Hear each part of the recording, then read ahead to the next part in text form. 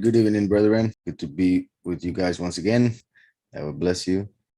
So I'll begin with Ezra chapter 7, verse 1. And it reads, "And after these events, in the reign of Artaxerxes, sovereign of Persia, Ezra, son of Seraiah, son of Azariah, son of Hilkiah, son of Shalom, son of Zadok, son of Ahitub, son of Amariah, son of Azariah, son of Merayot, son of Seraiah, son of Uzi, son of Buki, son of Abishua, son of Pinchas, son of Elazar, son of Aharon, the chief priest. This Ezra came up from Babel." So we see that his lineage is given, and as we have seen previously, when Yahweh speaks about a righteous person and mentions his or her ancestors, it means that they were all righteous. Same way, if he mentions an evil person and he mentions his or her ancestors, it's because they were all evil. If he mentions a righteous person or evil person and he doesn't mention their genealogy, it means that not all were evil. Plus, we're talking about the high priest, Aharon, from whom came Elazar right after and took the priesthood. Then Pinchas, who in Judaism is said to be the first incarnation of Eliyahu. Then Abishua, which is interesting because it means my father is salvation. Abishua. And who is our father? Yahweh. So Abishua could be seen as Yahushua, right? So we see the pronunciation Shua and Abi taking the place of Yahweh, our father, meaning the word. Of course, Yahweh is our father. Then we have Buki, Uzi, Zerayah, Merayot, Azariah, Amariah, Ahitob. My brother is good, Ahitob. We are going to see the names after we read the whole thing, but I just wanted to mention a couple interesting things. Ahitob means my brother is good. Remember that when Mashiach came, he said, "Why do you call me good?" And there are several interpretations for that. Mainly, it is that Yahweh is the only one who is good, according to what that word really means. But when it comes to Yahweh as first and last, two manifestations on this earth, he would first manifest as the life, as the truth, and then he would manifest as good, as the goodness, as the understanding of that truth that he came to give first. He first came to bring mercy, now to bring judgment, justice, and that is good. Plus, remember that in the parable of the prodigal son, we see a prophecy of the coming of the last as the prodigal son, while the first is represented by the brother who never sinned. So the word Ahitob, the name Ahitob, pretty much would be as Mashiach speaking about his brother, the last, the prodigal son. So Ahitob means my brother is Tob, my brother is good. Then Zadok also connects with the last because it means justice, righteousness. The last comes to bring justice. That's why he's going to be given the name Yahweh Tzidkenu, as we see in the book of Yirmiyahu. Yahweh Tzidkenu, which means Yahweh, our righteousness. And Shalom, which is pretty much shalom, peace. In fact, it is said that originally it wasn't pronounced shalom as they pronounce it nowadays. It was pronounced shalom, just like we see the name right here. Then Hilkiah, the portion of Yahweh, my portion is Yahweh. Azariah, he who helps Yahweh, or the help of Yahweh, which connects with the name Elazar. Zerayah, Ezra, etc. We'll see how all of those names connect with the coming of Mashiach, both first and last, after we read the whole chapter. So verse 6, this Ezra came up from Babel. Babel obviously it was a place, the kingdom that was conquered by the Persian, and Ezra came back to Jerusalem to build it. In the spiritual sense, we know that Babel means confusion, because there Yahweh confused the names of the nations. I mean, the languages of the nations, and separated them according to the names of the families that came from Noah, as we see in Genesis 10. So this Ezra came up from Babel. So we could say this Ezra came up from confusion. As in the end times, the two witnesses and the 144,000 would come up from confusion, from Babel, the spiritual confusion of the world. As I mentioned, we have in the names Elazar, the help of the mighty one, or whom the mighty one helps. You see the Azar, which is help. Then, as I always mention, when we see Aharon and Moshe as the two witnesses, Moshe is the witness like Moshe, and Aharon would be Eliyahu, right?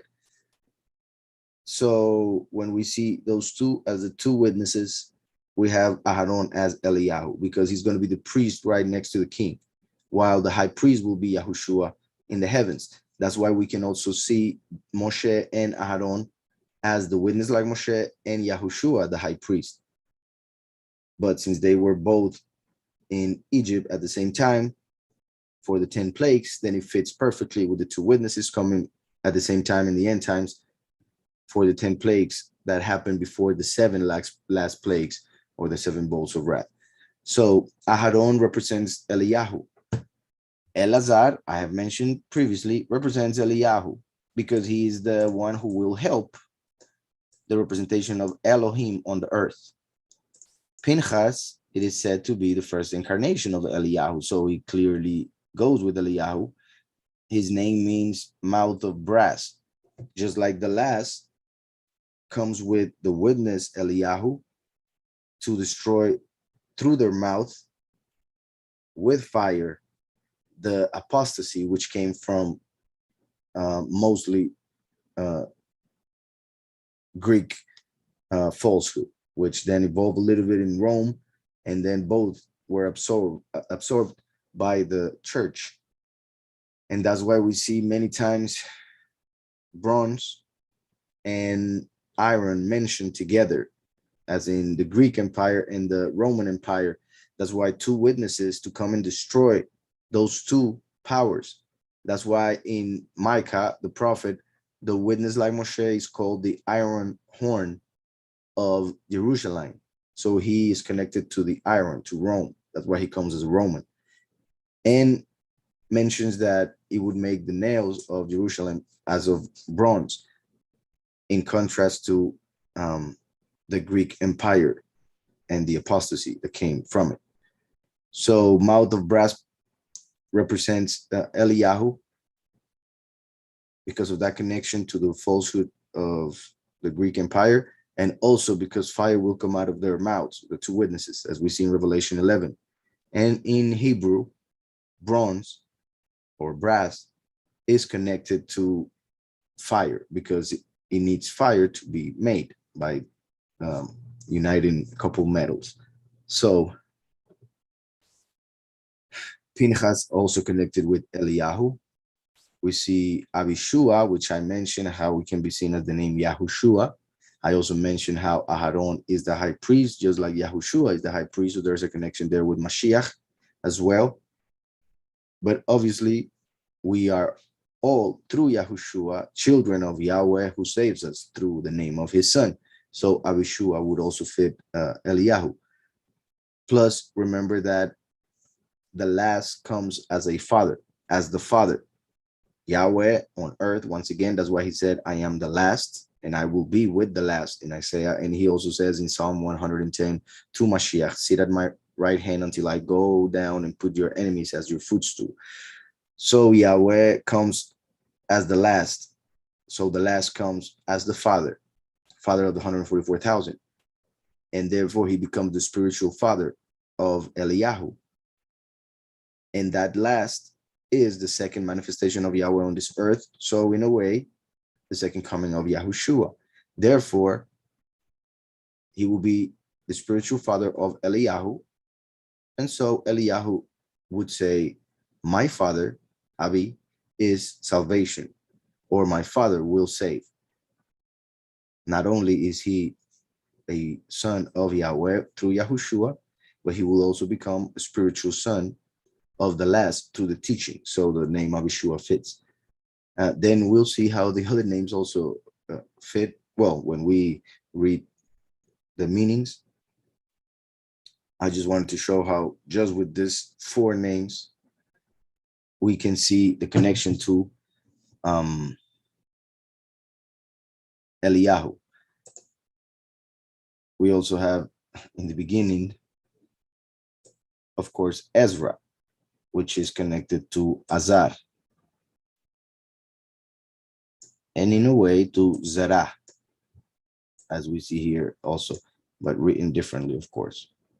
All right, so this Ezra came up from Babel, and he was a scribe, skilled in the Torah of Moshe, which Yahweh Elohim of Israel had given. And the sovereign gave him all he asked, according to the hand of Yahweh, his Elohim, upon him. And the sovereign gave him all he asked, according to the hand of Yahweh, his Elohim, upon him. And some of the children of Israel, and the priests, and the Levites, and the singers, and the gatekeepers, and the Nethinim came up to Jerusalem in the 7th year of sovereign Artaxerxes. And he came to Jerusalem in the 5th month. In the 5th month, which was in the 7th year of the sovereign. You guys go to thewayofyahweh.org, which is the same as losdelcamino.net/ENG of English. So if you go to thewayofyahweh.org, at the bottom, kind of, you see the calendar. Here's the one of this year. Right below it, there's the one for next year. And as you see, the 5th month is Av, is right here, which is in the constellation of Leo. So it connects with the lion of Yahudah, and in the negative with the Satan, the adversary, who is like a lion, roaring, looking for whom he may devour. And the name of it is Av, so it also connects with the father, who is also the lion of Yahudah. And it says, and he came to Jerusalem in the 5th month, which was in the 7th year of the sovereign. For on the first day of the 1st month, he began to go up from Babel. And on the first day of the 5th month, he came to Jerusalem according to the good hand of his Elohim upon him. For on the first day of the 1st month. And let's see, it should be here. So you see there's a star right on the first day. And it's also in green because that's a day of fast. But if we look at the star and first day of the 5th, we go to the 5th day right here, which is the month of Shimon. And the first day we have Zechariah 7,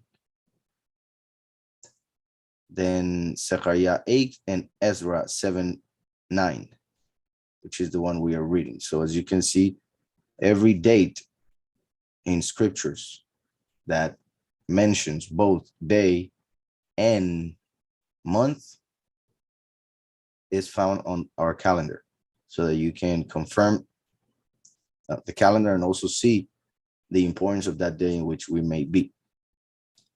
And I find that very nice, because when I did it for the first time, that also helped me to confirm that we had the same calendar, because the calendar of the scriptures, because every day that is mentioned in the scriptures falls on the same day of the week as we have on our calendar. So if the scripture would say that that was the 3rd day of the week, then we check, and that day is actually the 3rd day of the week. So it is perfect. The only one, just in case you go and check every single one of them, just in case you do so, the only one that seems to be to have an issue, the issue is in the translation, or it was a scribe, and that can be checked in the Septuagint Yeah, in the Septuagint, which is the Greek version, which was written before the Hebrew text that they have now, the Masoretic text. So then let me go back. All right, so for on the first day of the first month, he began to go up from Babel, and on the first day of the fifth month, he came to Jerusalem. I get kind of stuck when I continually see new moon, new moon. I always explain that, so I think you guys know already, just in case somebody may see this later on. You can see how moon is written different than the rest, and that is because the actual word is not there. They're putting it there because they are based on the idea that the Hebrew calendar is lunar, and that is wrong. The word is chodesh, which is moon. I mean, month. How you see? You see what they do? So the true word is chodesh, which is month. On the other hand, moon is called yareach in Hebrew. So we see a huge difference between chodesh and yareach. Now, chodesh comes from chadash, which is new. So that's why new is fine. But it refers to the new month, not the new moon, because then it would have to be yareach chadash. And or chadasha in that case, because it's feminine. So also the fact that it has that it says the first came to Jerusalem on the fifth month, which was in the 7th year of the sovereign. For on the first day of the first month, so on the first of Aviv, right? He began to go up from Babel, and on the first day of the fifth month, he came to Jerusalem. So 5 months exactly. That fits several things, but one thing that I wanted to mention before that, because remember that sometimes they write, and maybe we'll see it later, they write like the 5th day or the 10th day of the new moon. That makes no sense because the new moon is only one day. But what I was going to show on the calendar, you see the first day of Aviv is a day of count, like we should remember it. That's why it is in blue, like the feasts. So it is a day to commemorate several things that I already explained in other studies. And you can see some of them, obviously, right here in the number 1 of the tribe of Yehudah, which is the first month. And there's a lot of verses, but one of those is Ezra 7:9, which is the one we're reading. So it took 5 months to go from Babel to Jerusalem. So he came to Jerusalem in the 5th month, which was in the 7th year of the sovereign. For on the first day of the first month, he began to go up from confusion, just like that day Mashiach would have been born. And that is when we come out of confusion, from the lie, from the apostasy, through Mashiach. Through him coming to this earth, we come out of darkness, for he is the light of the world. So for on the first day of the month, of the first month, he began to go up from confusion, from Babel. And on the first day of the 5th month, he came to Jerusalem, according to the good hand of his Elohim upon him. For Ezra had prepared his heart to seek the Torah of Yahweh and to do it and to teach laws and right rulings in Israel. And this is the copy of the letter that sovereign Artaxerxes gave Ezra the priest, the scribe, a scribe in the words of the commands of Yahweh and of his laws to Israel. Artaxerxes, sovereign of sovereigns, to Ezra the priest, a perfect scribe of the law of the Elah of heaven. And now I make a decree that all those of the people of Israel and the priests and Levites in my reign who volunteered to go up to Jerusalem go with you. As we have seen in other studies, there were 4 decrees, one by Cyrus or Koresh, another one by Dariash, which we saw already in the study of Ezra, and 2 by Artaxerxes or Artaxerxes, which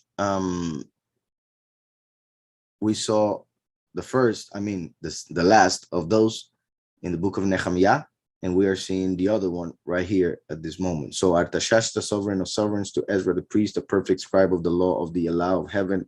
And now I make a decree that all those of the people of Israel and the priests and Levites in my reign who volunteer to go up to Jerusalem go with you. Since you are being sent by the sovereign and his 7 counselors to inquire about Yehudah and Jerusalem with regard to the law of your Allah, which is in your hand. Interesting that it says, since you are being sent by the sovereign, as in the Adon, representation of the Almighty, and his 7 counselors, as a representation of the 7 malachim that surround Yahweh or that are before Yahweh, just like the 7 congregations, the 7 eyes of Yahweh, the 7 spirits, etc.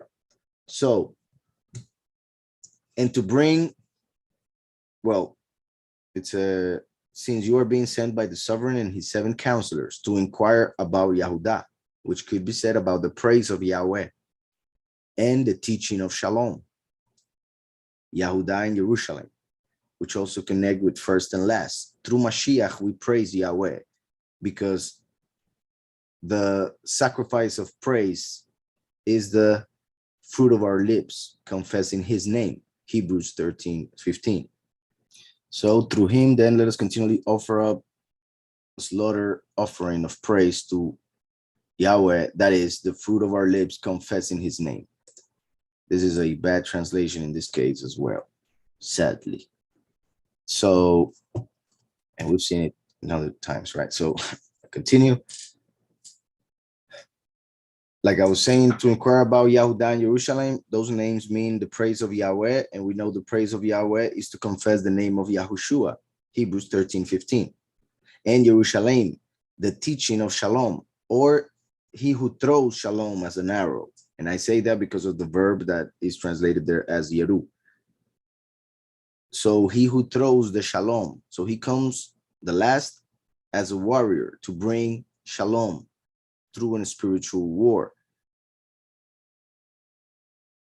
Therefore, to inquire about the first and the last, Yehudah and Jerusalem, with regard to the law of your Allah, which is in your hand.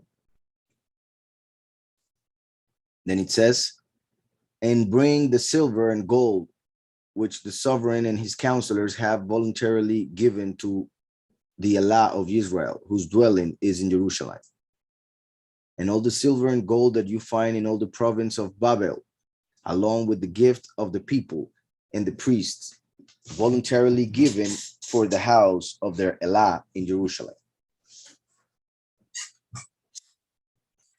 So, and all the silver and gold that you find in all the province of Babel, along with the gift of the people and the priests, voluntarily given for the house of their Allah in Jerusalem. Therefore, with this silver, promptly buy bulls, rams, lambs, with their grain offering and their drink offerings, and offer them on the slaughter place of the house of your Allah in Jerusalem. As always, these are the main animals that were sacrificed. 3 different types, the main ones, but there are others. We have bulls, as in the ox that is sacrificed on Yom Kippur, the witness like Moshe, who comes from Ephraim, who is represented by a bull. Rams, representations of Eliyahu, and lambs, of course, representation of Mashiach, with their grain offerings, representation of the few, and their drink offerings, representation of the many. As in Revelation 14, when the harvest happens, first the grain is gathered, the few 144,000, And then the grapes are thrown in the winepress of the wrath of Yahweh, that is drink offering, and offer them on the slaughter place of the house of your Elah in Jerusalem. And whatever seems good to you and your brothers to do with the rest of the silver and the gold, do it according to the desire of your Elah. And the utensils that are given to you for the service of the house of your Elah, put back before the Elah of Jerusalem. And the rest of the needs for the house of your Elah, which falls to you to give from the sovereign's treasure house. So we see how Yahweh acted through the Persian kingdom, empire, to restore Jerusalem, as Yahweh had prophesied. And that's why I always mention how the Persian kingdom wasn't as bad or evil as the other kingdoms of the world. And that's why they represent, in a way, the kingdom of Yahweh that comes to be established in the end times by destroying the great whore of Babylon. That's why the Persian king conquered Babel. And like I was mentioned, the Persians and the Medes, the names mean splendid, and those in the middle. So those names represent the few and the many, the few who will be splendid, and the many who will be in the middle between the nations and the few. So, and as well in the middle of the temple, for there was the most set apart place representing the few, the temple or set apart place representing the many, and then the yard representing the nations. So, and the rest of the needs for the house of your Elah, which falls to you to give from the sovereign's treasure house. And I, Artaxerxes the sovereign, do make a decree to all the treasurers who are beyond the river. And I, Artaxerxes the sovereign, do make a decree to all the treasurers who are beyond the river, that whatever Ezra the priest, the scribe of the law of the Elah of heaven, does ask of you, let it be done promptly. Up to 100 talents of silver, and up to 100 cores of wheat, and up to 100 bats of wine, and up to 100 bats of oil and salt without reckoning. That's verse 22. All right. So as we know, the 100 is the numerical value of the letter Kuf, which represents the end of time, represents the entrance to heaven, amongst other things, like perfection as well, the heavenly perfection, for it is 10 times 10. So 100 talents of silver, and up to 100 cores of wheat, and up to 100 baths of wine, and up to 100 baths of oil, and salt without reckoning. Salt represents wisdom. Oil represents the covering of the Ruach, so represents the Ruach HaKodesh. Depending on the oil, if it's oil for lighting the lamps, it represents the spirit of prophecy. But the oil to anoint the Mashiach, to anoint the high priest and the kings, represents the Ruach Emet, the Ruach, the spirit of truth. Then the wine, I mentioned the many, and the wheat, the few. In the sense of what I was mentioning, salt is wisdom, oil is the spirit, the wine is joy and life as well, and wheat can be seen as knowledge of the scriptures, knowledge of the Father, for Yahushua is the bread of life that came from the heavens. And silver, well, when he's next to gold, like I always mentioned, gold and silver, like wisdom and knowledge, but also few and the many. Then verse 23 says, whatever is commanded by the Allah of heaven, let it be diligently done for the house of the Allah of heaven. For why should there be wrath against the reign of the sovereign and his sons? So look how they, and I say they because we already have 3 kings given a decree to go and build Jerusalem. And we see how they respected the Almighty Creator, even if they most likely also serve other false Elohim because of their origin as Persians. But we see how they recognize the power of Yahweh, beginning with the fact that he prophesied that they would conquer Babel many, many years before that happened. So that led them to believe. Whatever is commanded by the Allah of heaven, let it be diligently done for the house of the Allah of heaven. For why should there be wrath against the reign of the sovereign and his sons? We further inform you that there is no authority to impose tax, excise, or toll on any of the priests and Levites, singers, gatekeepers, Nethinim, and servants of this house of Allah. It mentions 6 types of people: priests, Levites, singers, gatekeepers, Nethinim, and servants of the house of Allah. It goes from the highest to the lowest level. Remember that the number 6 represents men. So in a way, we could see this as how humanity will be set up during the millennium or eternity. Priests are the highest, were children of Aharon. Levites, obviously descendants of the tribe of Levi or Levi. Then singers, then the gatekeepers. So we see how it starts going out of the temple. The priest, like the high priest, would be able to go into the most set apart place, the priest into the temple. Then we have the Levites serving the priests, then the singers to sing when the sacrifice were being done, then the gatekeepers, and then Nethinim and servants. In a way, it is like saying 2, 2, and 2, like the 6 millenniums, the 6,000 years separated as well by 2,000 years of death reigning over this earth, then 2,000 years of favor, and the law and the prophets, and then the 2,000 years that began with Mashiach, bringing the favor and the truth. So, like I said, 2, 2, and 2.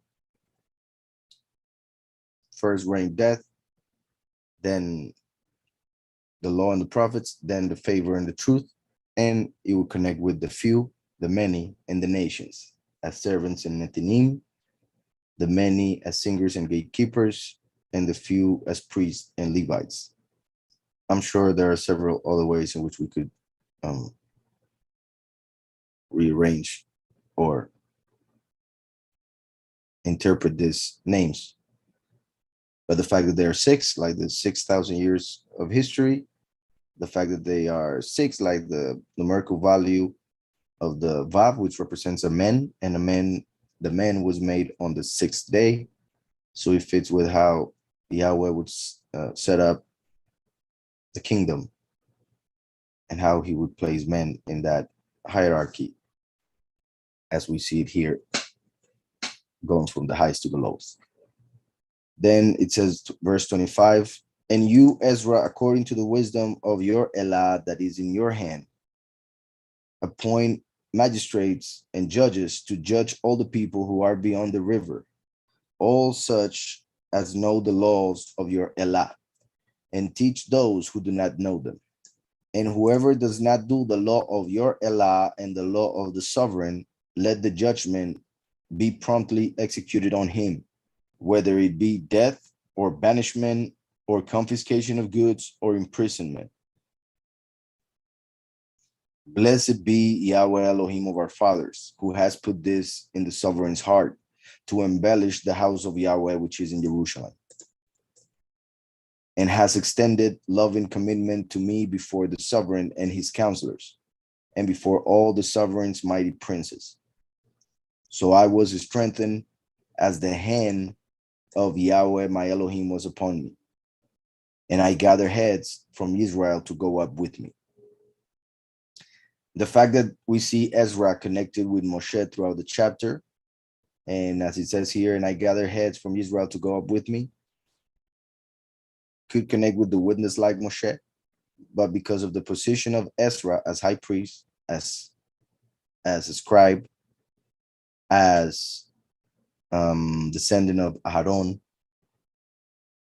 according to his name as well, what it means, and several other things, it connects with Eliyahu.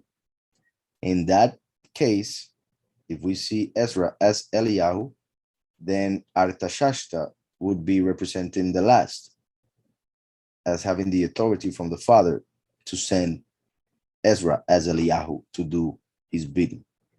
That's how the chapter ends. It was kind of short,